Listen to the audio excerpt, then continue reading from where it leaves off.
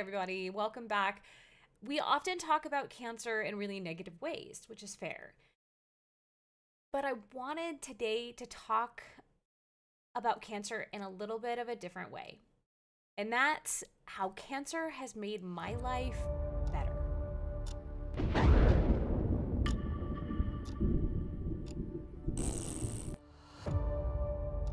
Okay. I know you're like, huh, what? Woohoo, are you nuts? And maybe a little. That's fair. But I want to point out some of the things that have happened since my diagnosis of cancer that has actually made things better. I guess, and I know there's a little bit of a question mark there, and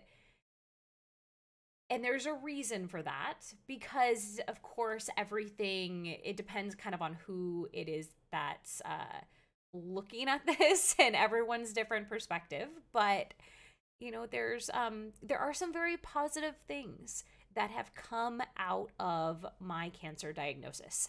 And so I wanted a chance to chat about that and then challenge you guys, especially if you have suffered from cancer, and I know there are a lot of you who are watching who have or are, or you have family members who are, to use this opportunity to try and think of at least one positive thing that has come out of that cancer diagnosis. Because I guarantee you there's something.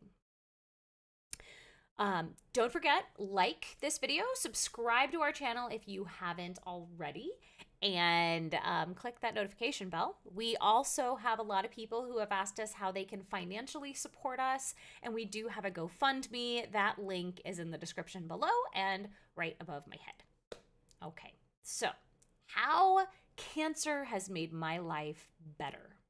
Not overall. I mean, obviously, health-wise, physically-wise, things are not where I would have hoped they would be when I was 36 years old. I definitely expected that physically I would be in better health.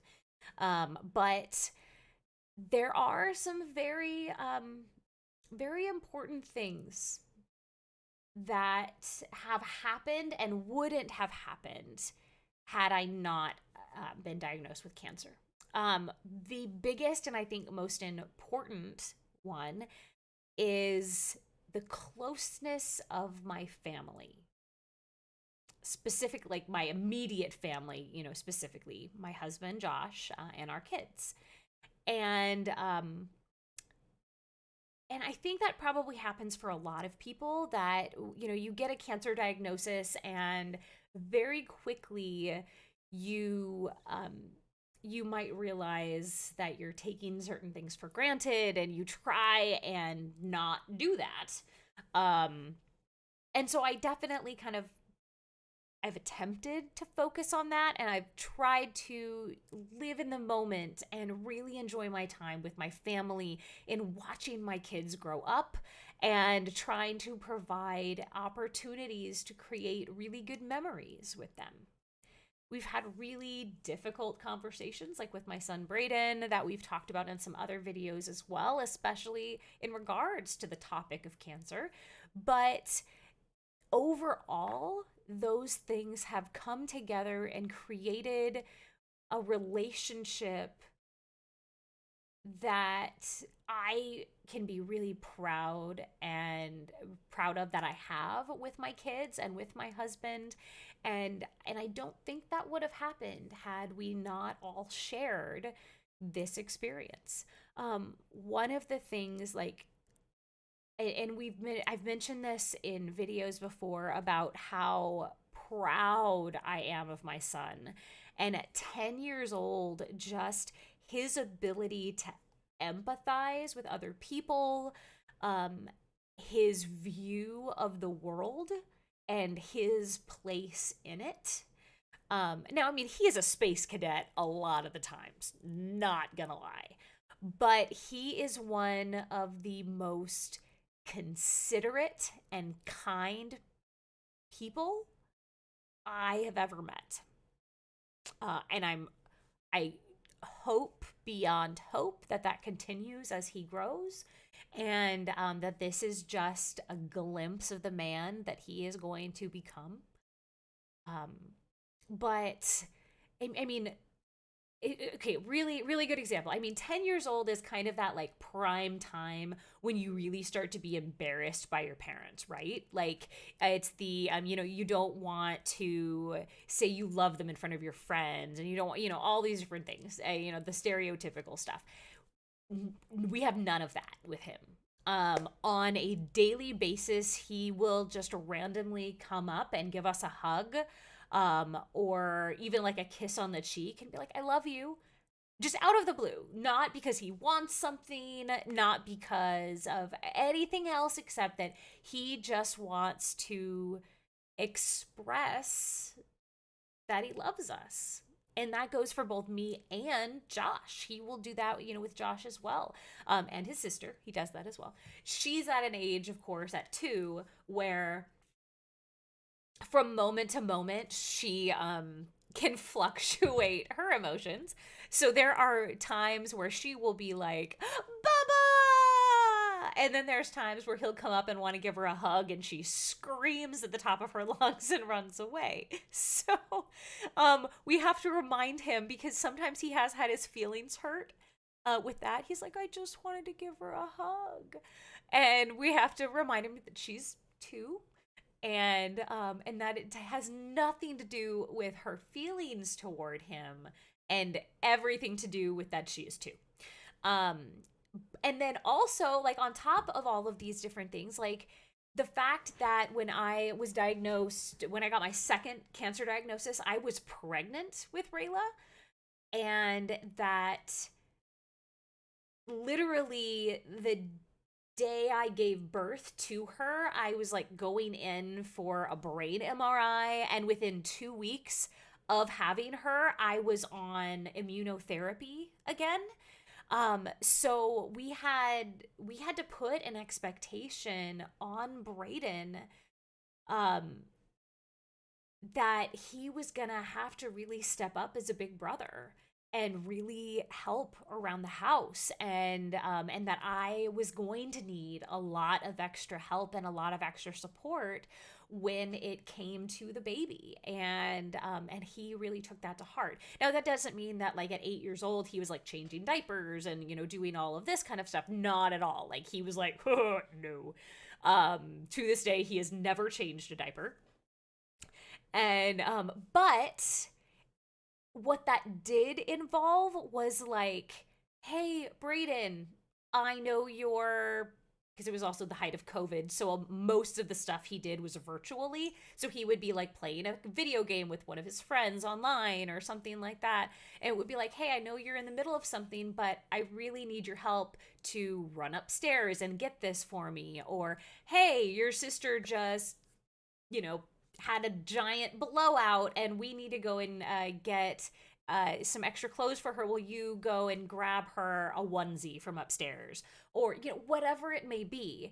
And where most kids, especially if you have to do things like that over and over, would be like, fine. He almost never does that. He is like, oh, yeah, no problem. I'll be right back, guys. And like, we'll set his stuff down and immediately go and do what we asked. And that has turned into, like, when we have to remind him about chores that he needs to do or different things, we don't get a lot of pushback. We just get a, okay, Mom, which I am so thankful for in so many ways. And that's not to say that he doesn't have his moments, because all kids do. But we don't get them very often. He's such an awesome kid, and I appreciate him so much. And like I said, he's kind of a space cadet, and he's also like all over the place, and he can be super loud and not realize how annoying he can be at times. But we love him, and I love his heart. And like I said, the person that, that he is going to become, I see great things. And I honestly do not think he would be the kid that he is without my cancer diagnosis. I think he would still be an awesome kid. Um, but he wouldn't be this kid. And I don't know if he would be as empathetic and as kind and as willing to help other people as he is without this. And so that is something that I can, easily enough, thank cancer for. Uh, I can, so I mean, a lot of my what makes, how cancer has made my life better comes down to my family and my time with Josh has, like, immediately when we met, we clicked. And I mean, and he became my best friend. We share everything with each other. And the support that he has given me and you know things like cancer and other chronic illnesses, it can make or break a marriage. And it has definitely reinforced ours and our relationship. And like the fact that he's not like a hugely emotional person, and he never has been. He's a very like analytical thinker, and so he often will be like, he's like, I'm a sociopath. Like something that might upset someone else won't really upset him. Like it does to a point, but he will be like critically thinking about it versus getting super emotional about it. um but with with cancer and with everything that's been going on with me and how it's impacted our family and our kids, that has changed a bit for him. And and the fact that even though he normally isn't emotional like that, for someone who doesn't often show drastic emotions or like will cry or anything like that, it might be embarrassing for someone if they start to do that. For him, that's not the case, and he will share that with me, and he will share the things that are going on in his head and how he's being impacted. And sometimes I have to push for it, but he will. And while I don't think our marriage would have suffered at all had I not been diagnosed with cancer, it has definitely strengthened a lot because of that diagnosis. And I mean, there is, no shadow of a doubt that, he is my go-to. He's my guy, and I know I can always rely on him no matter what. Um, and so that's something else that I can be thankful for. Um,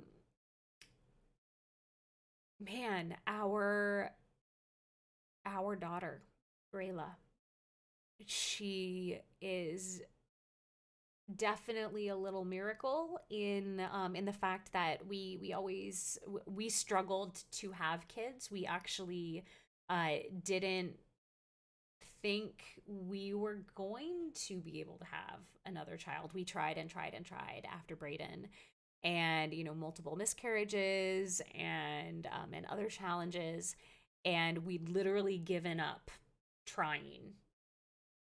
And like I remember we took a walk, and I remember we were holding hands, and we were like, I think we should just stop trying. I think we're done. The stress of it, the anticipation, and then the letdown every month.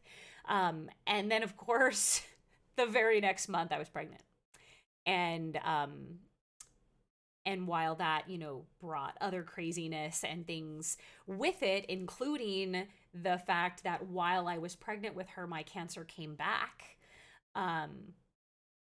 There are a number of things that happened even just during that pregnancy, um, that allowed us to spend more time as a family, because it was also the start of COVID and other things. Because of my high risk, I ended up being off work for the last couple months of my pregnancy, um, because of the cancer and my risk of like, what if I get COVID and I'm pregnant and I have cancer and, blah, blah, blah, blah, blah. Um, so we were also able to spend the time as a trio of me and Josh and Brayden, getting closer during that time before we added a new member of the family. And then to have a newborn baby and also be going through all of this cancer stuff, um, not taking anything for granted, because I knew at that point, obviously, we weren't having any more kids after this. Nope. Not gonna go through that stress again.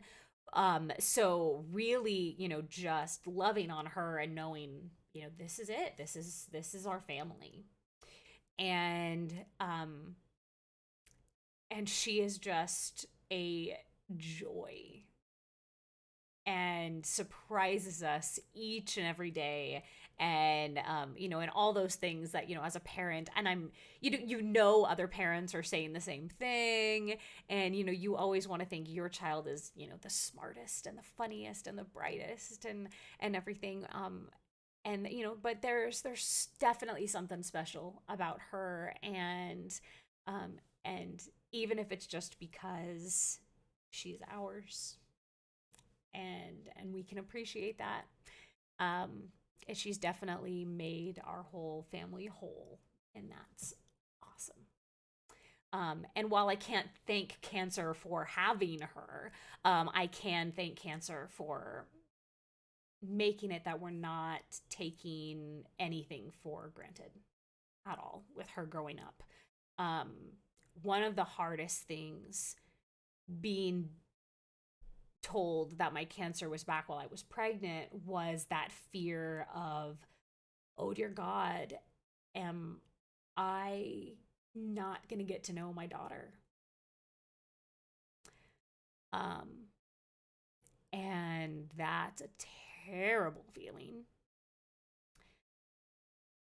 And it still creeps in every once in a while. But, things are looking better right now. And she gets more and more spunky every day, and I love it. So there's always things you can look at. There's always ways. Cancer is hard. Cancer sucks. It is terrible. It can rip families apart. But it can also bring people together, and that is why cancer has made my life better. Because not only has my immediate family the strength of it, that like, yeah, okay, so it's there, but it also has brought together more of our extended family as well. And I think we still don't see each other probably as often as we would all like to see each other, but when we do, it's joyous. And and we definitely are there for one another, and we know that we can call on one another if something is needed. And yeah, I'm sure there are other things. I know there are probably other things that I can thank cancer for. But I want to know what you can thank cancer for. So please comment below. Tell me one thing, just one thing that cancer or some other, disability or illness, that you can thank it for. Because there's got to be at least one thing, one small thing, if not a big thing. So comment below, let me know. I'd love to hear it. And again, don't forget to like and subscribe, and I'll see you next time.